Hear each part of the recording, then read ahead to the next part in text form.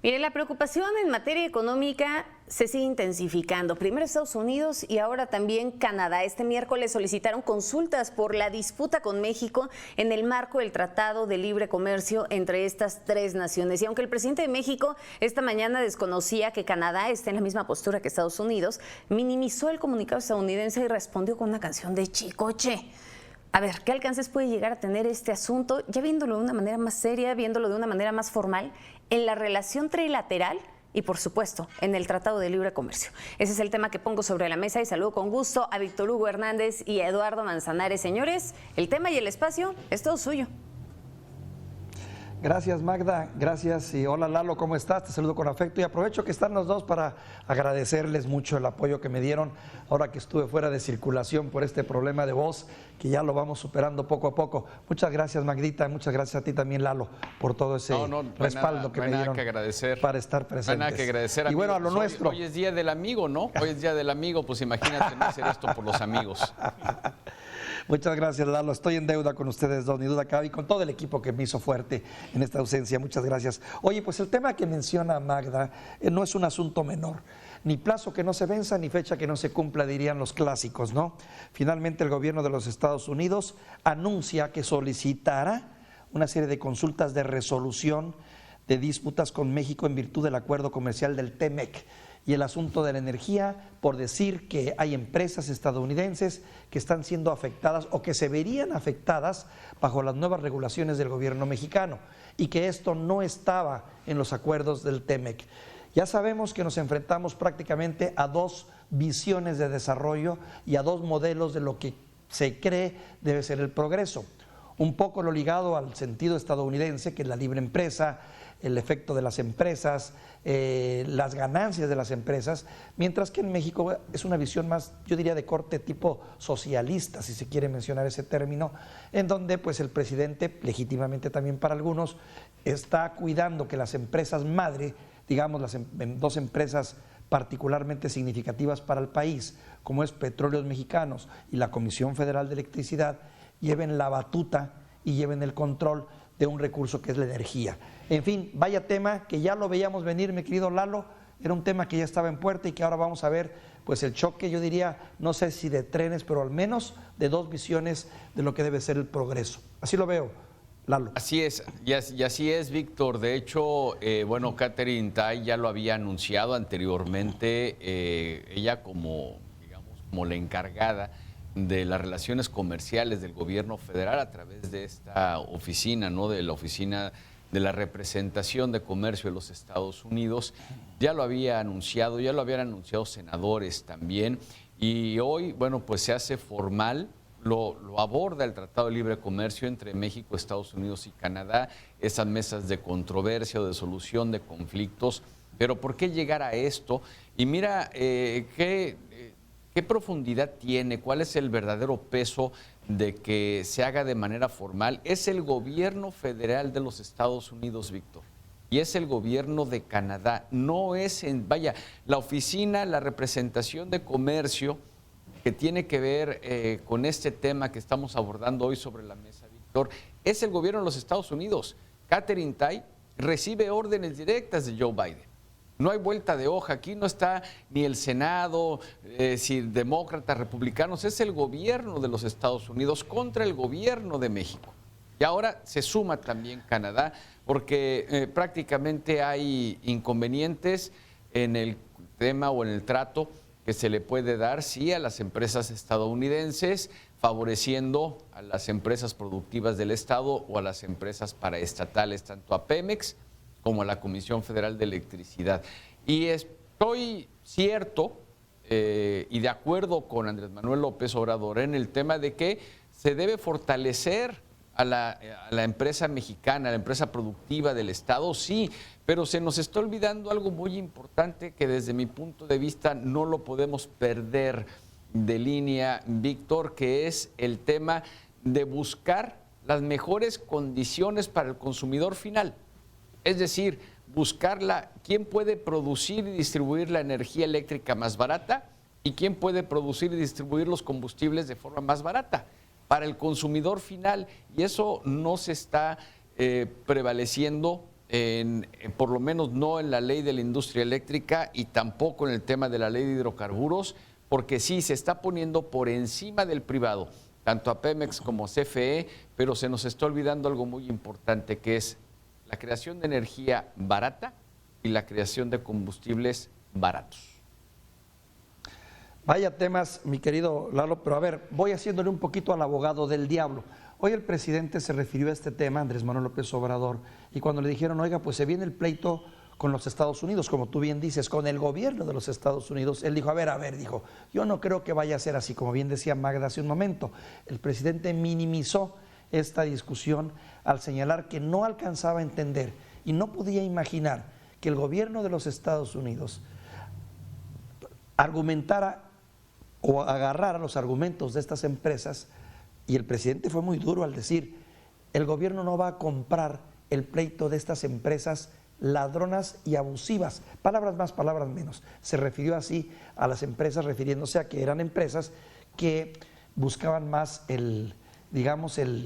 la ganancia más allá de lo debido. Eso fue lo que dio a entender, que para mí no es más que el reflejo de la concepción pues política e ideológica de lo que es un progreso, o sea, porque entiendo que, bueno, la libre empresa prevalece en los Estados Unidos, la libertad de empresa, el esfuerzo empresarial, y en México se está queriendo ver todavía esto como un modelo hasta cierto punto más estatista. Es ahí el choque de trenes, ¿no, Lalo? Sí, y bueno, déjame respondo a esta abogacía diabólica. Hay pérdidas en la CFE y hay pérdidas en Pemex. Es decir, el gobierno mexicano le inyecta dinero de los mexicanos para que las pérdidas no sean mayores. Pero va más allá de todo esto, Víctor, porque no es, a final de cuentas, un tema ideológico, es un tema legal. México firmó un tratado de libre comercio con estatutos, con capítulos muy claros y con Canadá. Y prácticamente lo que se estaría violentando y lo que se va a poner en la mesa de discusión, en esta mesa de controversias, va a ser las probables violaciones al capítulo 2 del Tratado de Libre Comercio, que tiene que ver con el trato nacional y el acceso a medios. 2, el capítulo 14, que tiene que ver con la inversión. El capítulo 22, que tiene que ver con la empresa, propiedad del Estado, y el capítulo 24, que tiene que ver con el medio ambiente. Estás hablando de 4 capítulos, no de una canción de Chicoché, ni un asunto menor. Estás hablando de que un tratado está a la par de la Constitución Política de los Estados Unidos mexicanos. Y minimizar un tratado es minimizar la Constitución. Y por un tema ideológico, carambas, yo creo que ya no estamos a la altura de falsos nacionalismos, de regresar a la década de los 70 con que el petróleo es de los mexicanos y vamos a luchar por el petróleo. Caramba, nunca ha sido de los mexicanos, siempre ha sido en beneficio de la clase política del país. Y de algunos líderes sindicales. Pero fíjate, Lalo, que el asunto, bien lo dices tú, rebasa todavía las expectativas que pudiéramos tener, porque finalmente estamos ante un tratado que significa uno de nuestros grandes puntales de desarrollo para el país. No podemos hacer a un lado la importancia que tiene ese tratado en la relación. Es un tratado que ya quisieran muchos otros países en otras partes del mundo poder tener para poder salir adelante. Ni duda me cabe que es fundamental de alguna manera respetar las reglas de este tratado, porque nos conlleva un desarrollo casi nada más con el mercado más grande del mundo, y no se diga con Canadá. Ahora, lo que viene, hasta donde sé, es que entra un tercer país en la discusión. Si México y Estados Unidos no se ponen de acuerdo, habrá un tercer país que actuará como árbitro en esta discusión, y si este país, después de haber visto las pruebas, después de haber visto los documentos, se inclina a favor de uno u otro, vamos a tener que recular. Y es aquí donde van a empezar los asegúnes, porque obviamente las reculadas también llevan castigos y llevan multas. Son castigos, son multas, son aranceles. Y mira, algo que vamos a ponerlo claro también para nuestra audiencia, que no tiene que ver con el tema ideológico, no son de izquierdas, de derechas, de conservadores, de liberales o neoliberales, o lo que, como le quisieras llamar, o el adjetivo que le quisiéramos poner, Víctor. Es un tema económico. Gracias al Tratado de Libre Comercio con México y Canadá, hoy nuestro país no está sumido en una peor crisis económica en la que ya estamos. Gracias al tratado, la industria mexicana, los pilares que han mantenido a nuestro país a flote, es que lo han hecho. Gracias a ese tratado, entre otras cosas, desde luego, pero gracias a que se firmó el tratado entre México, Estados Unidos y Canadá, nuestro país no está peor de lo que está ahora en el tema de la economía, en el tema de la falta de empleos, en el tema de la pobreza, en el tema de la educación, vaya, porque no le veo lamentablemente un punto positivo a lo que realmente nos debería enfocar o se debería estar enfocando el gobierno federal. Lo de la mañana, vamos a ponerlo como una anécdota más de una conferencia matutina en la que regresó el miércoles de música. Pero esto no es asunto menor, Víctor. Este es un asunto que puede llevar serias consecuencias para nuestro país y para nosotros como ciudadanos, porque lo vamos a terminar pagando nosotros. Pero fíjate las narrativas, Lalo, no sé si te has dado cuenta o si lo has percibido. Finalmente el presidente enarbola un discurso que siempre ha sido muy atractivo a la luz de la mayoría de los mexicanos.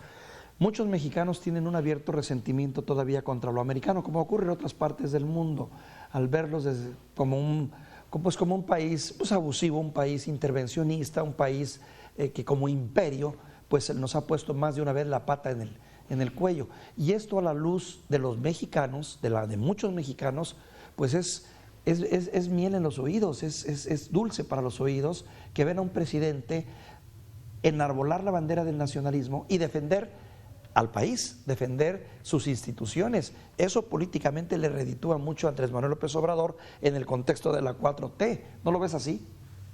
Sí, claro, le reditúa, y el lenguaje, siempre lo he dicho, las conferencias de la mañana van dirigidas a la gente que lo sigue. Es el público que sigue, que adora y que apoya a Andrés Manuel, y luego tendrá sus repercusiones y también sus megáfonos. La sociedad, final de cuentas, cae en la trampa y se va por lo superfluo, aparte de todo un gabinete y todas las personas incrustadas en la 4T, bueno, pues se encargan también de llevar ese mismo mensaje. El problema es que dentro de todo ese mensaje, esa narrativa a la cual hacemos mención, y haces mención, Víctor, es que se va creando el imaginario erróneo de lo que está sucediendo realmente. Vaya, cabe recordar que fue la narrativa la que permitió establecer en los libros de texto que los españoles conquistaron a México como tal, nada más. 963 españoles conquistaron todo un país, imagínate, y eso fue gracias a una narrativa.